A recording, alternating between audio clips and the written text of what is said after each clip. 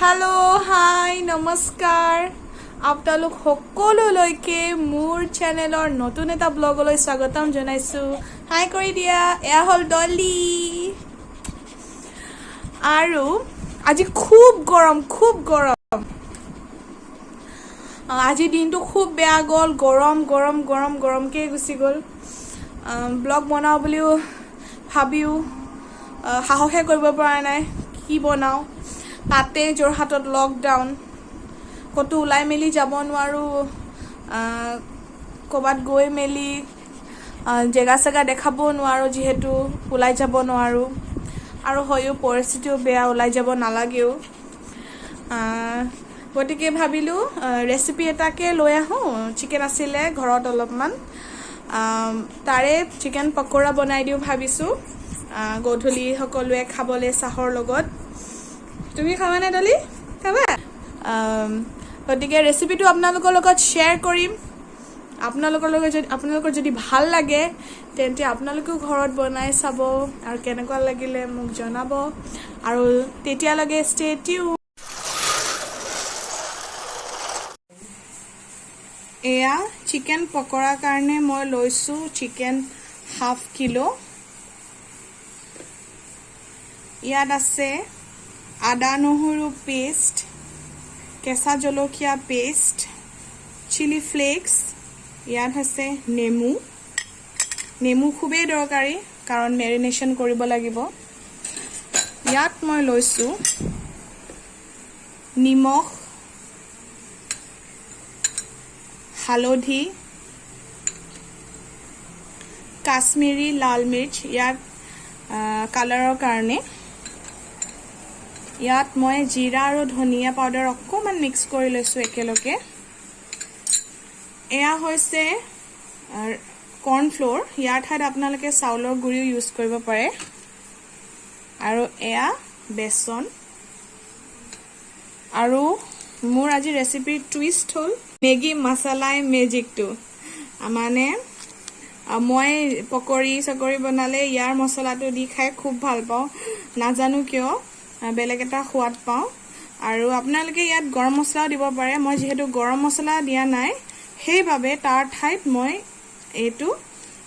Maggi মছলা পেকেটটো use কৰিছো আৰু মেগী মছলা পেকেটটোৰ ঠাইত আপোনালোকে গৰম মছলাও ইউজ কৰিব পাৰিব আৰু আমাক শেষত লাগিব অলপমান তেল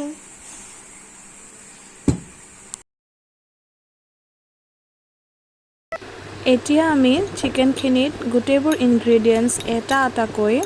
নিজৰ সোৱাদ আৰু আন্দাজ মতে ঢালি দিম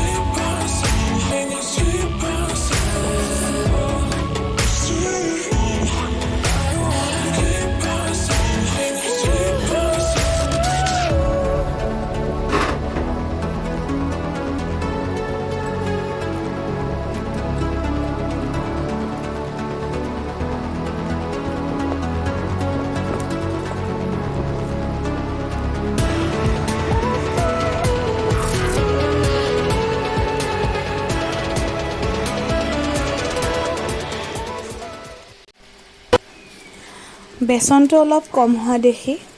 আৰু 2 চামুচমান বেসন দি দিলো আৰু শেষত মেগী মছলা পেকেটটো দি ভালকৈ এবাৰ মিহলি কৰি ললো তাৰ পাছত আধা ঘণ্টাৰ বাবে ৰাখি দিলো ফৰ মেৰিনেশ্যন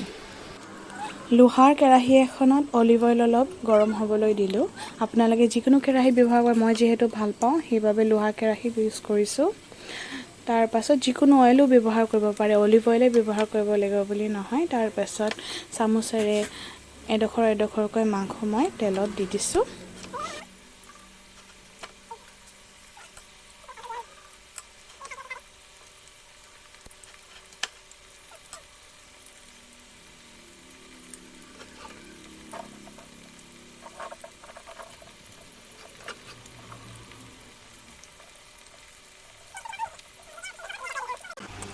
মাংসখিনি যেতিয়া গোল্ডেন ব্ৰাউন হৈ যাব আমি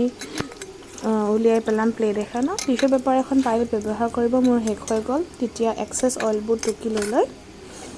তাৰ পাছত আপোনালোকে এনেদৰে পৰিৱেশন কৰক। বাকীখিনি মাংস মই এইদৰে ভাজি ল'লোঁ। আপোনালোকৰ যদি ভাল লাগিলে লাইক কৰিব, শ্বেয়াৰ কৰিব, ছাবস্ক্ৰাইব কৰিব। Thank U.